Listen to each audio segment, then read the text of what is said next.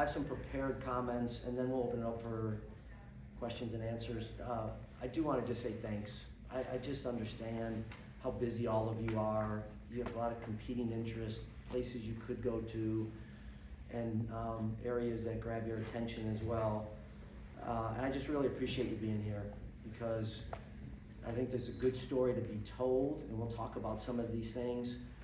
But as I've told a lot of you individually, if not collectively at different times, college athletics is just so important. But you can't tell your story unless you have really good people that are willing to listen to you and kind of relay what's happening, and may not always like everything that's written and all of that, but I do really appreciate that you were here. The weather stunk, I guess. I don't even know about it, but that's kind of a first. Anyways, I would just say this. The league is strong, the league is well positioned, the league is healthy, it's thriving, it's flourishing, it's helping lead nationally. I think we're embracing creativity and innovation, and we've had a progressive mindset, and I think my remarks will be reflective of that. I've been here 5 years, and to me this is the healthiest that we've been in my tenure, and that's a credit to our schools and our coaches and our student athletes and all the rest of it.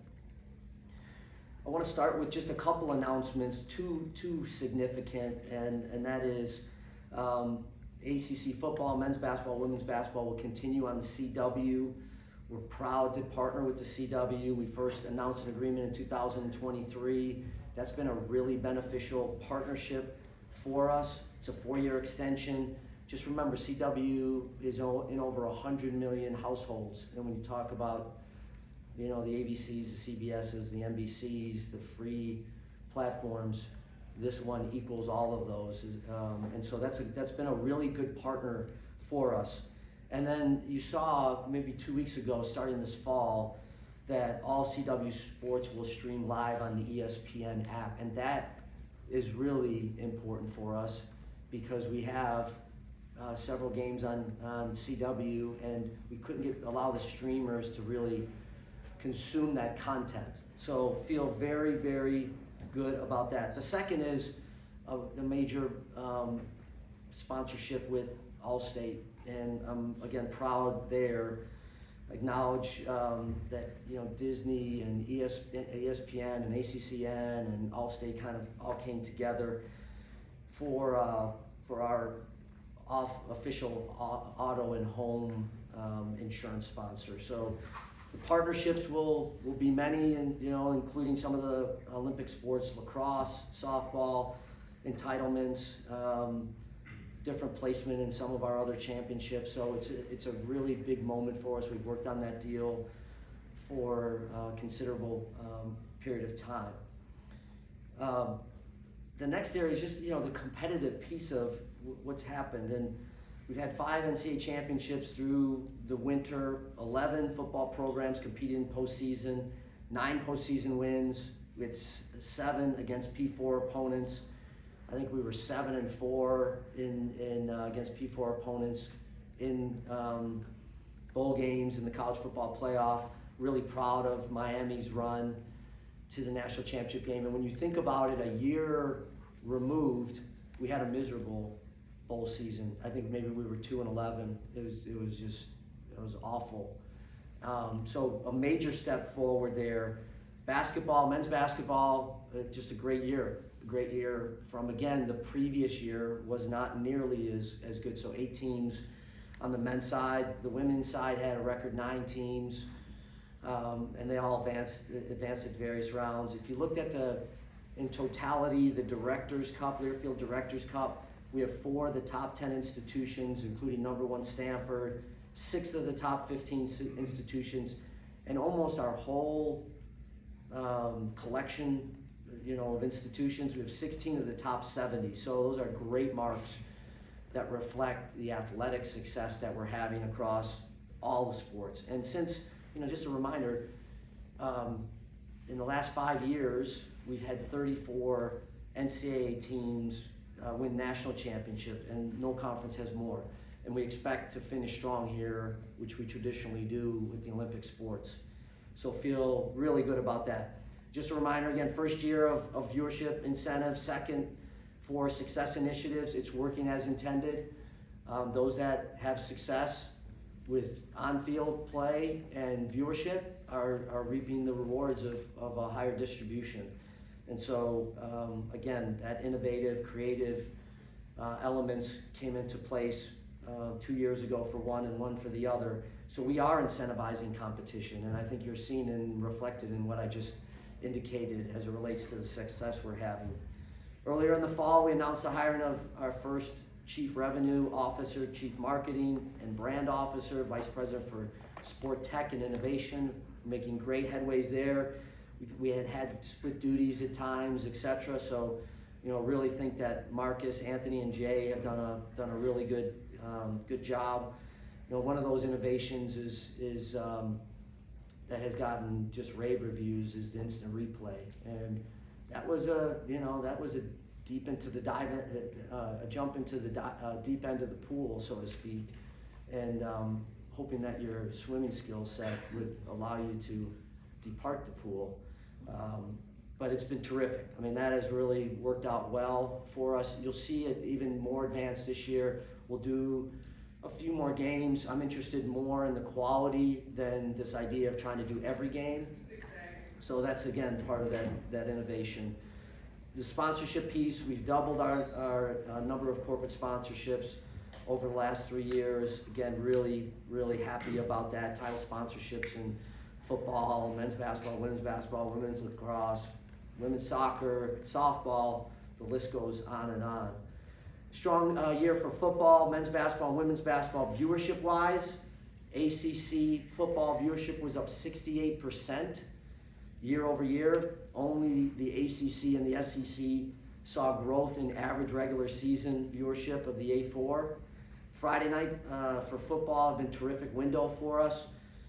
We culminated the football season with 30+ million viewers watching Miami Hurricanes play. Just a fantastic champion in Indiana. Second most CFP championship game watched ever. ACC men's basketball viewership was up 41% year over year. Outperformed the SEC by 11%, the Big 12 by 24% on ESPN during the regular season. ACC men's basketball championship game recorded 4.1 million viewers, second most watched on record. And the women's basketball championship game recorded nearly 1 million viewers. That's the most watched on record for an ACC women's basketball championship game. ACC Network, the Huddle was a change that we made, and that was another one where we were really trying to distribute it around the league. Instead, we went to the best game on that Saturday, and the viewership numbers were just tremendous. The network continues, its upward trajectory as it relates to showcasing ACC sports.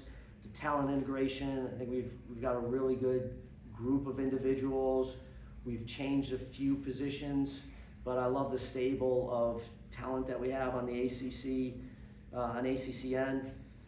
ACC football, this week I would just say, or these last few days, meaningful time with the ADs and head football coaches talking about issues impacting the sport of college football. I know we'll get into that in the question and answer piece.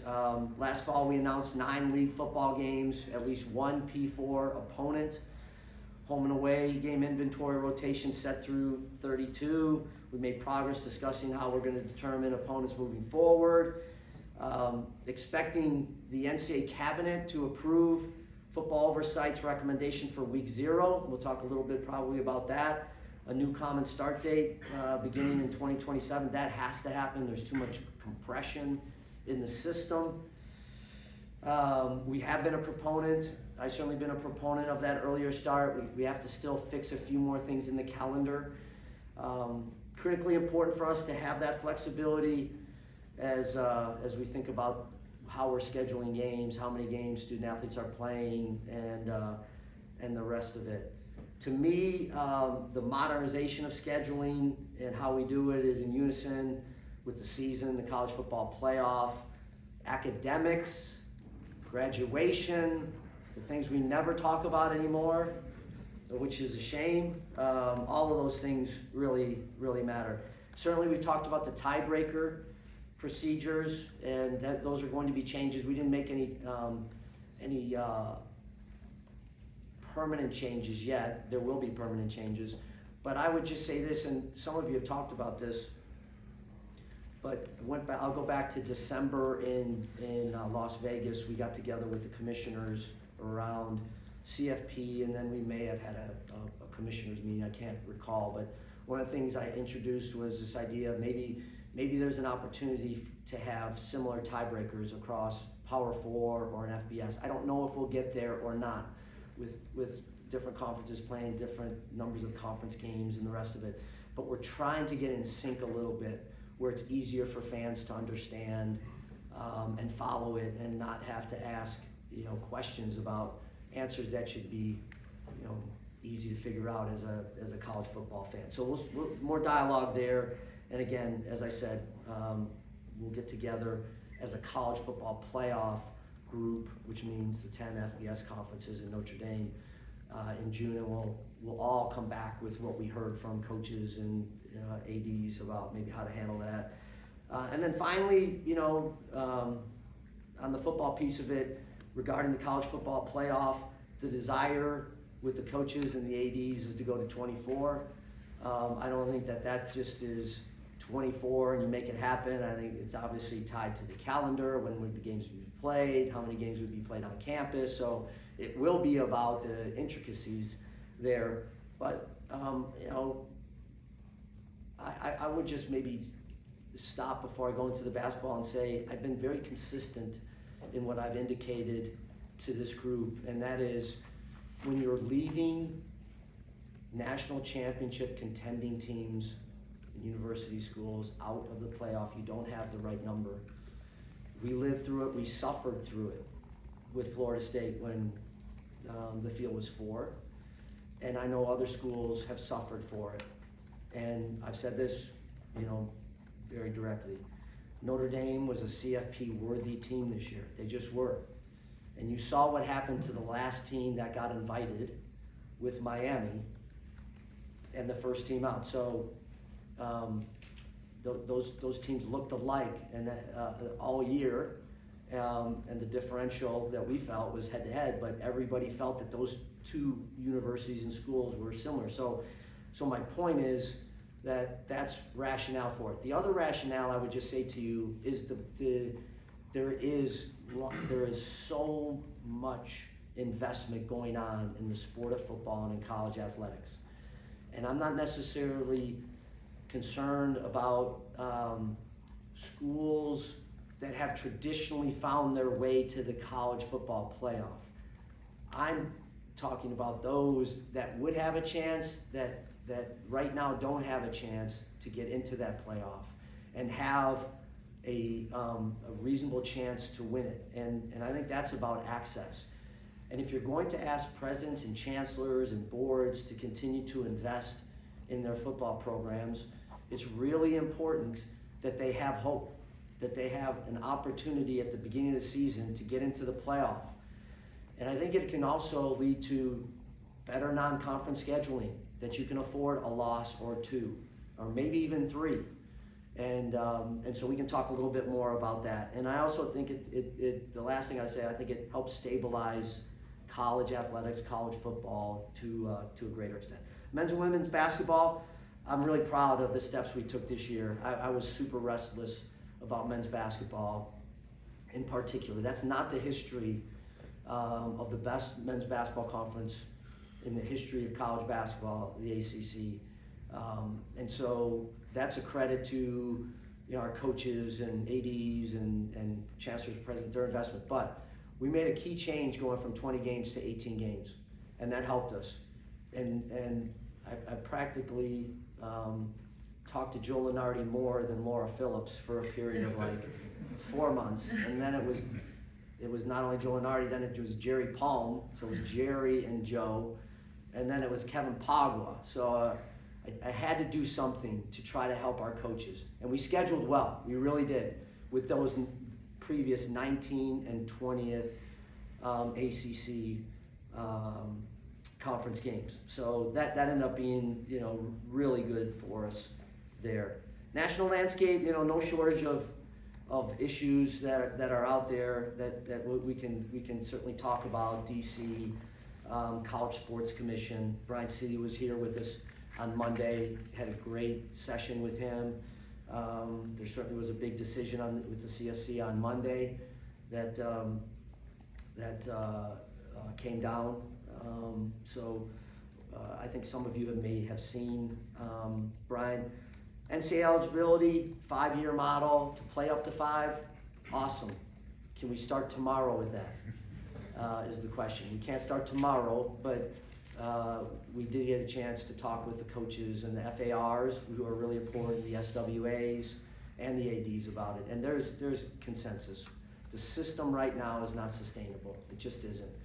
And that's one where I do not believe that we have to have any help or intervention from DC.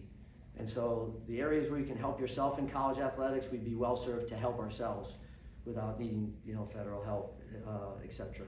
I'll hold off on some of that. The SCORE Act, the Cruz Cantwell Act, Saving College Sports Summit. I'm privileged and honored to have been asked by the White House to be one of those individuals trying to help guide the future of college sports. So I'll stop there.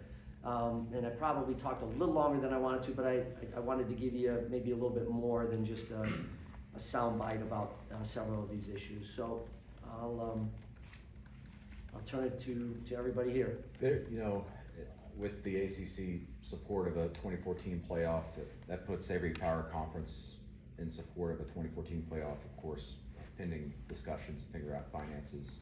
Other than the SEC, is there growing belief that there's a sea change within the SEC to consider this when you discuss this with colleagues in meetings and elsewhere? You'd have to ask Greg on that. I mean, our conversations have been really collaborative. They've been positive.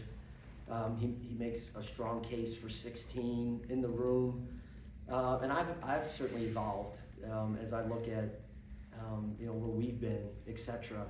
But we'll come together, and I know everybody wanted to get to their spring meetings to have these conversations, and several of you asked me, do you want to go on record about 24? And I just didn't want to do that because at the end of the day, I really want to hear from my coaches and our ADs because they're living it much more day to day than I am. And they reaffirmed kind of where my thoughts were. But we'll work with, everyone's going to work with Greg, and Greg will continue to work with everybody. So we'll see what comes out of the SEC meetings, and the Big Ten meetings and the Big 12 meetings. But that's certainly the position of the ACC. If you go to 24, I'm sorry, Ben. That's right. Go ahead, stay on that. If you go to 24, would you be in favor of automatic qualifiers for each conference and a level amount of them across conferences, or would it just be straight? Yeah, I would say that's the kind of work that we need to do. I'm really open to anything. I'm open to not automatic bids. I'm open to automatic bids. There has to be some equity to it, though. You know my position about what was previously shared, a 4-4-2-2 model. I can never accept that. So whatever is best to get the best 24 in, we should be thinking about that and use that as kind of the North Star. Ben. Jim, obviously Brian was here and they want the Nebraska case, but there's maybe some consternation about the CSC, how it's operating, the cap, not maybe doing exactly as it was designed. I guess, as it relates to that, do you think there needs to be sort of a look at whether the cap needs to be A, raised, or B, in terms of the governance and sort of the way that these rules are being written? Do the leagues need to be more involved in that situation? I still have great belief in the CSC. It's only 10 months. I don't know that there is an organization that has had to be built under those kinds of circumstances, and the timing of it and all of the rest of it, the front loading piece of it that went into it. So I'm still a big proponent of that. It doesn't mean that you won't want to make some changes down the road, but right now I don't want to make any significant changes. We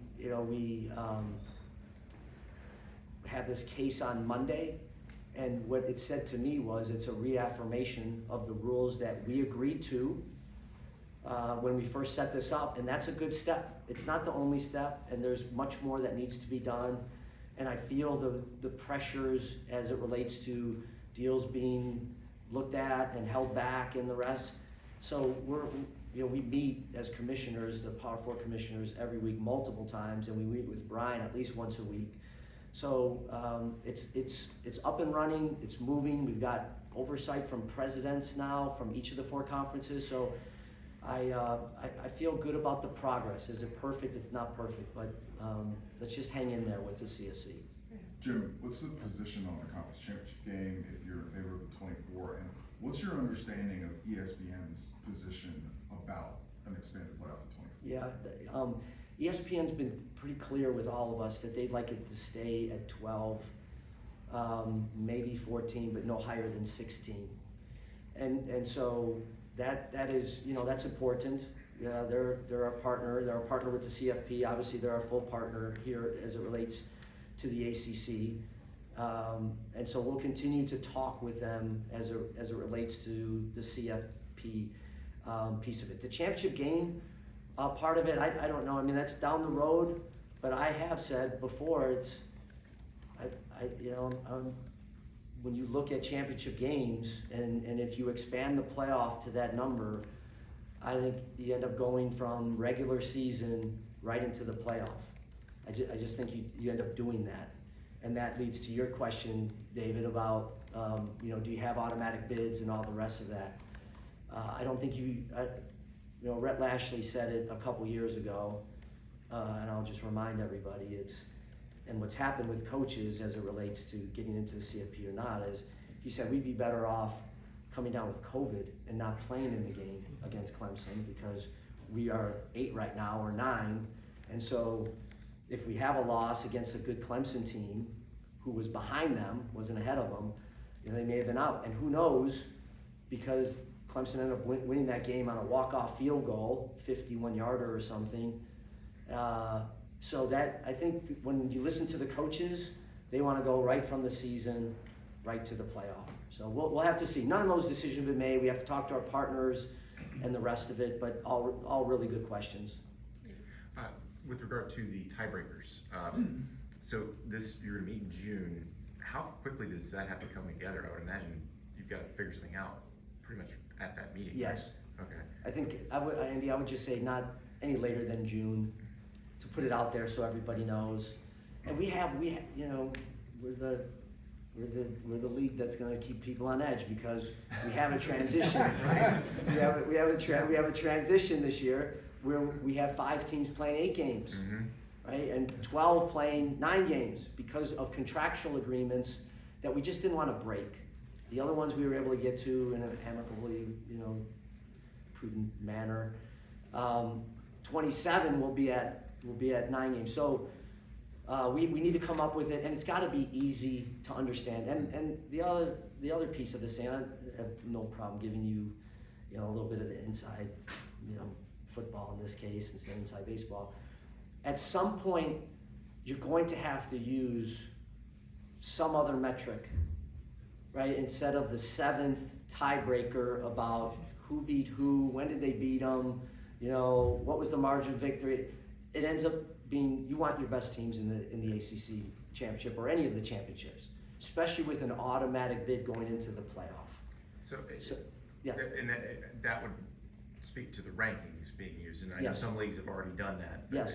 Are the coaches, ADs, how do they feel about that? Because it's obviously subjective rather than here's what happened on It the is. field. So that's where we're really trying to refine this. They heard some of that this week. They have heard, especially the ADs have heard more than the coaches do. But we'll get to a point where I really would like to have unanimity on this thing. That's what we had last time. And people, they should look at me because I'm in charge. But we went from 2 divisions of 7, 2 divisions of 8 teams, 8 and 9. Was it 8 and 9? 7. So, no, yeah, we had 7 each. Yeah, it was before expansion. And we wanted to go to 1. And so we came up with it. It was unanimously supported. Coaches, ADs, the commissioner, his entire football staff. That's like 40 people got it wrong, but that was my fault. But it worked out, and it was fine. It worked out the way it was supposed to.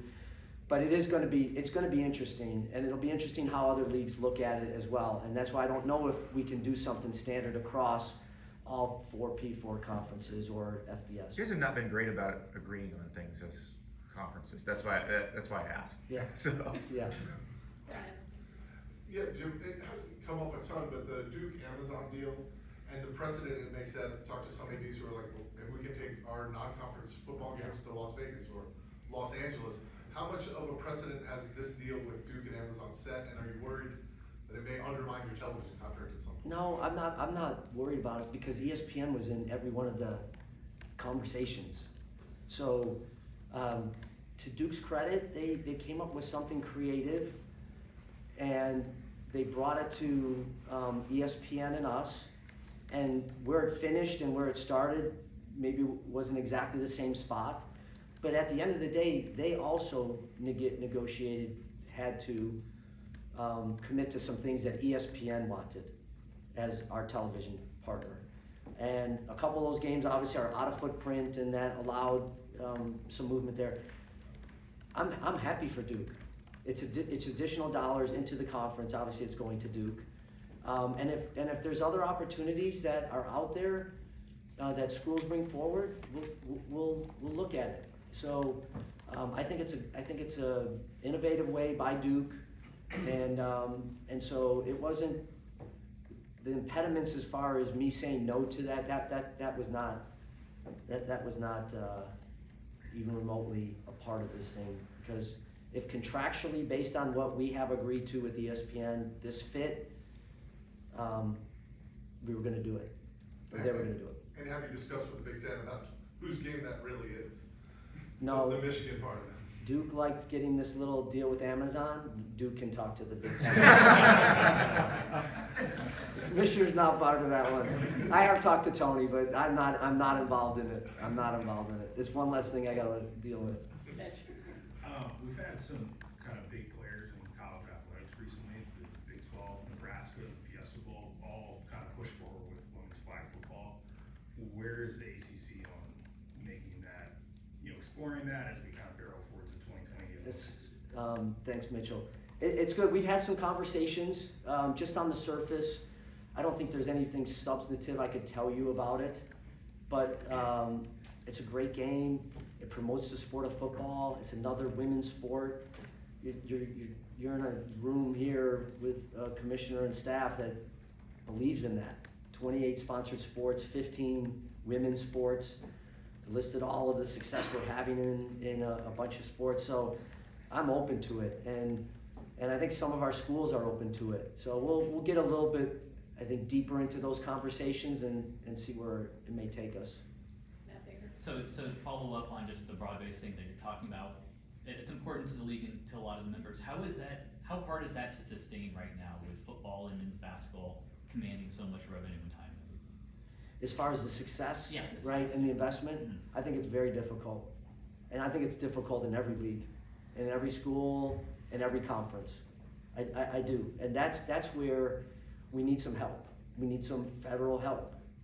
If we can get some rules and we can get a structure that people have to follow, and help us with things like NIL and the rest of it, that would be a major step forward. And I saw that the SCORE Act has been brought forward. They're going to discuss it in the House next week, which is fantastic. Cruz and Cantwell, this is Senator Cruz and Senator Cantwell, excuse me, they're close. And I think they're going to bring something likely to the Senate. Maybe those two things morph together. We'll see what happens. But I'm cautiously optimistic about that. And we need something. I mean, we need some help, which goes back to there are certain things that we have to take care of, like the college football playoff and all the rest of that. We need to take care of that. We need to take care of eligibility. And Charlie Baker's been really helpful in trying to push that forward so that maybe we could start that as soon as maybe next year, right? I'm not sure. Those things we can do on our own. There's other things that we need the help of our elected officials. But the pressures are real, and you feel it. And What you don't want to have happen is the loss of opportunities. And that's what I think everybody's concerned about now and into the future. And you know, we're seeing other P4 conferences with you know, really good revenue streams like we have and others dropping sports. That's tough. That is really, really difficult. So, Teal. yeah, David. Jim, you mentioned that you have the wrong number for a playoff if you leave out teams that can legitimately win a national championship, like Notre Dame, Miami, the year before. Do you believe that teams 17 through 24 can win a national championship, or would including those teams be simply a matter of access? Yeah. I think, yes, do I believe that there could be and can be somebody that ranked that high? Absolutely. Absolutely. I mean, it's a game. And if you've shown all year that you're one of the top 20 or 25, 24 teams, you certainly have proven yourself as a really good team. Who knows what happens through the course of the year? Maybe you were injured early in the year. Maybe you got better at the end of the year. To me, you know, that is part of, do we want to create access and hope across college football, or are we okay with just a certain grouping every year having the highest probability of making the championships? And you know, you just think about who's been in that playoff. There's also another group that's right behind there that maybe it only takes them one time to get into the CFP playoff for them to go from a 17 or 24 to now a 12 to 16 or a 8 to 12 or whatever that number ends up being, and they start to kind of roll forward. So I think young men that play the game, as I listen to the coaches and our ADs, they want to have access to the greatest championship that they play, which is the CFP. Andrew. As a follow-up to that, Jim, it took literally felt like forever to even get a 14 playoff to begin with. Yeah. And now it feels like a snap of a finger and we're gonna go to 24, or at least that's what it sounds like. A lot of the reason there was consternation about the 14 playoff was we're gonna ruin the regular season. And now a lot of people with 24 are like, what's gonna happen in the regular season? That's supposed to be the best thing Right. about college football. Why is 24 the right number when there are people who do have some concerns about what this is gonna mean for the importance of each regular season game? Yeah. Well, I think it's okay to agree to disagree. I think it's in the lens that you come from this at. For me, as it relates to the 24, it is about access. We have 138 schools that are trying to play FBS football. That percentage isn't even half of what the NFL provides opportunities. I think the NFL is at 44% of the teams that play in a regular season have a chance. You have to check that on me, but I'm into that because we started with 4 and then we went to 12, and I think right now it's at 9%. So maybe it ends up being, maybe that's 18%, less than 20% still are going to get into the playoff, and so that's one part of it. The second piece of it is the scheduling piece of it. Is I do hear from coaches that listen, the league. I got enough troubles with the league, and it's hard enough in the league that on the non-conference side of it, I'd like to schedule maybe even a little more difficult, even though I'm proud of how we have scheduled. We've scheduled well in this league for a long period of time. That it will allow me to play some natural rivalries that I haven't had a chance to play in the past. So I don't think it's gonna undercut the regular season. I don't. It's the football and basketball comparison aren't the same. They're just not the same. But we're coming off a year in our league. I just gave you all the numbers, right? And if everybody just thinks it's about the tournament, then that's one thing. I mean, who didn't watch the Michigan Duke game on February 24th, right? And if you're worried about getting in or enough losses, or you don't play those kinds of games. That's just one. There was a bunch of those kinds of games. I think Louisville went down to Baylor and played Baylor. I think it can help. I really do. I think it can help. And maybe, again, this is not cemented or anything, but maybe these leagues have gotten so large, maybe you play more conference games. Maybe you play 10 conference games instead of 9. And you use the last 2 for cross-pollination. Maybe you stay at 9. So I think there's some things that you can do that can certainly protect the regular season. We got room, we got about 5 more minutes, I'm trying to get to everybody, so, okay, next. In addition to the 2014 playoff, I think we've seen the playoff get bigger, the relevance of non-playoff bowls has certainly diminished. This would seem like a big step, as you talk to your bowl partners and you look at the bigger picture of postseason beyond the playoff, how big of a concern is that? That has to be part of the conversation. We have to understand what this does. And so you hear coming out of here that we're for 24 and all the rest of it, but let me also kind of put it in perspective. There's been no vote on this thing in the CFP. We asked the CFP, Rich Clark, as the executive director, and the staff to run with our TV consultant and other consultants we have to run 16 and 24. And so we don't have all the information, but I know everybody's interested in the number, and I'm not interested in skirting it, and we want to talk about it, but we may come back, and it may come back to say, boy, that 16 may look better, okay? But as I sit here right now, I stand by what I've indicated, but I also would ask that don't hold me to, Phil's got him in ACC meetings, you know, saying all this stuff, now he's retreating. We'll see what they say. We'll see what it looks like from a calendar standpoint. We'll see what it looks like maybe from a non-conference standpoint. We'll see what it looks like from viewership and the games and where you play those games and all of that. And I'm looking forward to seeing in June what information that the CFP staff comes to us with.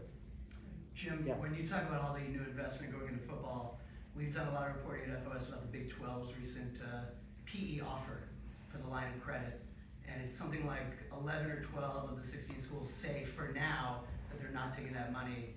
It's Redbird, and then also Weatherford Capital, former FSU QB. Right. What do you make of where things stand with that? I mean, I would have thought that if they announced that offer, that they had reason to believe a few schools were going to take it. And then what have you guys been similarly offered in terms of PE deals? Yeah, good question. We've had a lot of education for our presidents on the PE space. We've brought in an awful lot of those kinds of groups and experts. And my job as commissioner is to educate the board, engage in discussion, and then garner their feedback and go off of that and move forward.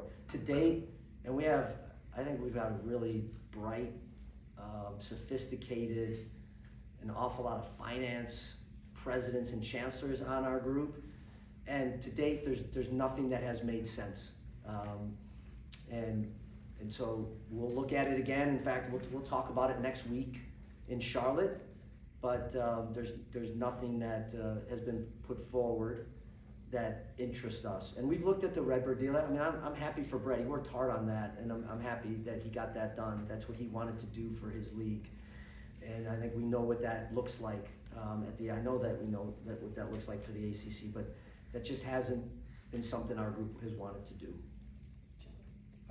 To go back to January, what was your reaction to see Davis when he sit down and really lay out the tampering allegations against Ole Miss? Yeah. And from then to now, kind of what conversations has that sparked within the league and even this week? Yeah, well, I mean, everybody's talking about it across college football. We certainly, in our own conference, it has to be addressed. Charlie Baker has promised us with his staff, and I believe him. I think very highly of Charlie, that that case in particular is going to be dealt with. Part of this thing, though, is there has to be repercussions for improper behavior, and until that occurs, I think the tampering piece maybe stays at the level that it's at right now, and so we'll be interested to hear when that case is brought forward and the judgment of the NCAA in that matter. Just curious, a handful of ADs that are retiring, Bubba, Redcoach, et cetera. We talked about kind of the sea change with all the Hall of Fame basketball coaches in the past, I guess, few years, decade or so that have left. To what extent with the changes in AD leadership do you see this as maybe Alright, not that I'm counting, but I'm gonna use men's basketball, for example, and then we're gonna talk about Bubba and I'll give you some numbers. So, you can't lose Krzyzewski, Williams, Boeheim, Bray, Bennett, Larinaga, Leonard Hamilton is the last one. Like, that's happened during my 5 years. Also, you talk about the ADs. After this new round, I'll have worked now with 39 different athletic directors in 5 years and 38 different presidents. We also have 4 presidents that are changing over. Remind me what your question was, because that's been not weighing on me, but it's been part of just, you have to re-educate individuals and you have to bring them along, and you're trying to build consensus and collaboration and the rest of those things. And it's easier when there's historical knowledge and perspective and understanding of it, but I'm sorry. I didn't answer your question. I just rattled off a bunch of good statistics. No, you're good, yeah, it's a lot to keep track of. I mean, what you're kind of hitting on the end there, but just, you know, seeing a lot of that kind of institutional knowledge leave a lot more of folks from maybe a kind of CEO business background, that sort of thing coming in. Just to what extent you feel like specifically from an AD or president standpoint that represents just an inflection for? It does, and it's happening all over. These jobs are hard. Your jobs are hard. There's not an industry where the positions and the expectations aren't at an all-time high, and they expect you to be able to do everything. I'm talking about, you know, presidents and chancellors and commissioners and everybody else.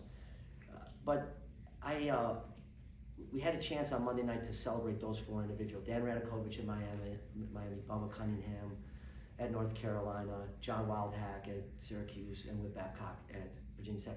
It's over 100 years of college athletics experience, and some of the greatest people. So what you try to do is, that transition period is really important. And Brian Blair from Syracuse was here, and Steve was here from North Carolina, Steve Newmark. And so you're trying to make sure that the handoff is as clean as possible.